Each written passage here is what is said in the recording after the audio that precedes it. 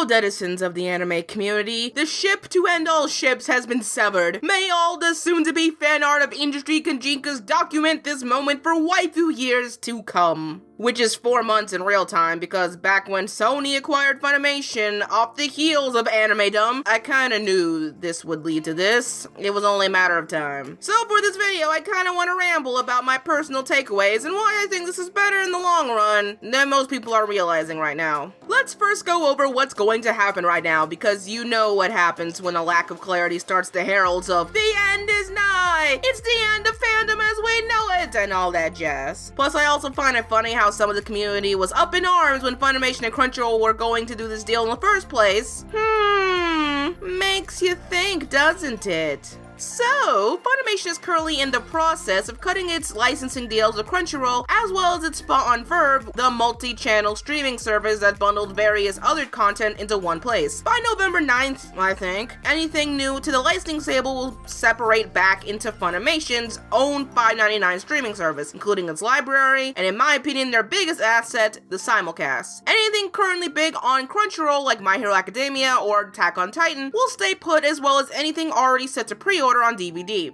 Alright. With that background in place, I just want to say, in Funimation's defense, I never thought you guys got a good deal here. And before I continue my heavy criticisms on both companies, let it be known that this is not intended to be an anti-Crunchyroll or Funimation video. Lately, I've been getting the vibes that we should all hate Crunchyroll right now, and if you don't vent the message that you wish for their demise, then we are apparently doing a disservice to the community. I, for pretense, have strong issues, but I don't hate either of them, and I won't be martyred to do so. With that context in mind, this highlights the ongoing issue of Crunchyroll holding the monopoly on the Western industry. You see, on paper, this partnership should have been simple to grasp, with two giants of the industry having equal dealings, right? Crunchyroll has the massive library, scheduling of the show straight from Japan, and extra assets settled for conventions and publication, while Funimation has its dubbing department, movie nights, and distribution assets. So why would the latter be in a tougher position? Well, if you ask me, Funimation looked like a side dish in this whole ordeal. They are the mashed potatoes to Crunchyroll's chicken dinner. As a consumer with frugal streaming on the mind, I never felt a need to do Verve or buy DVDs from either store directly, because I could just stream Funimation's library on Crunchyroll without dubs to save money while shopping on Right Stuff for everything else. By the way, if you don't know what Right Stuff is, it's the godsend of all anime distribution, so you should really check that stuff out. Anyway, though, when I hear Verve, I associate it with something that helps Crunchyroll grow. Not anyone else, really. Maybe besides Rooster Teeth, but Crunchyroll is the looming fish in that pond. And with Crunchyroll wanting to challenge Netflix's unique perk of original anime content, I'm starting to worry about their overwhelming influence. Essentially, Funimation, from my point of view, looked to be absorbed by a partnership that didn't do much for them. So I'd rather have it leave and be a rival than end up assimilating into the great orange hime that is Crunchyroll, and help her evolve into her final form.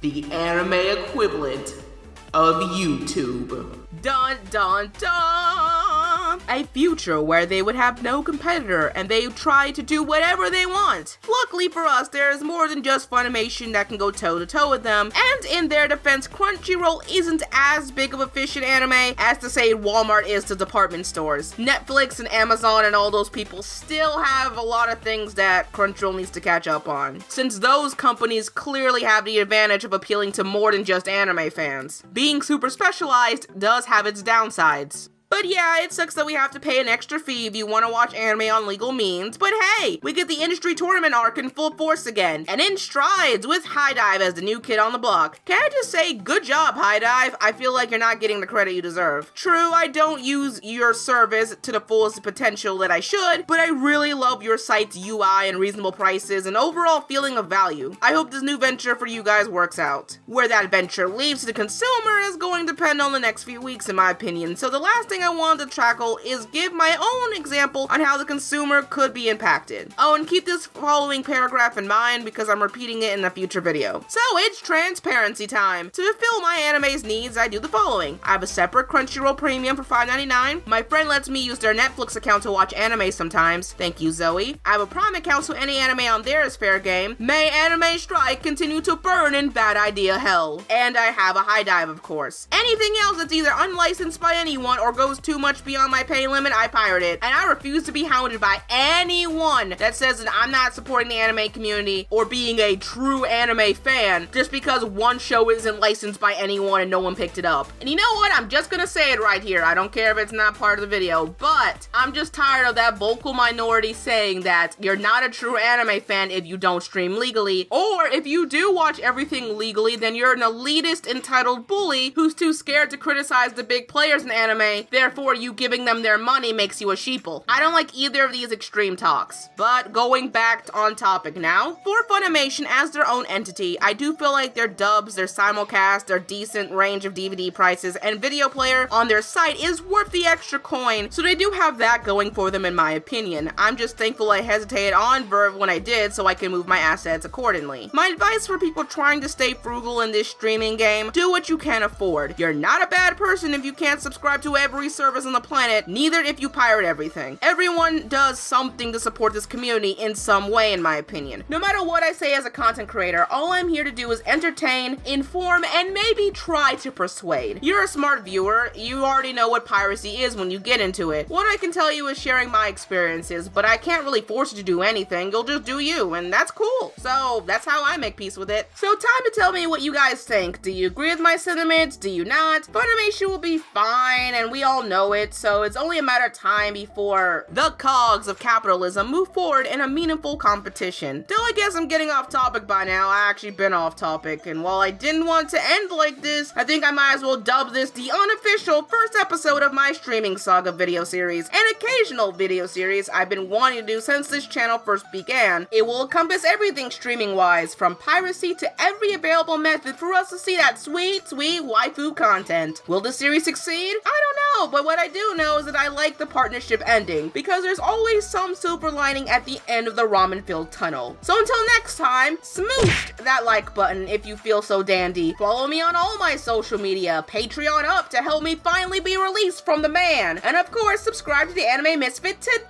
if you're new, where sometimes you just ramble for 8 minutes. I mean, it was originally 10 minutes, but you guys will not really see that since I gotta edit this down. But whatever, I am now gone. Shannen out!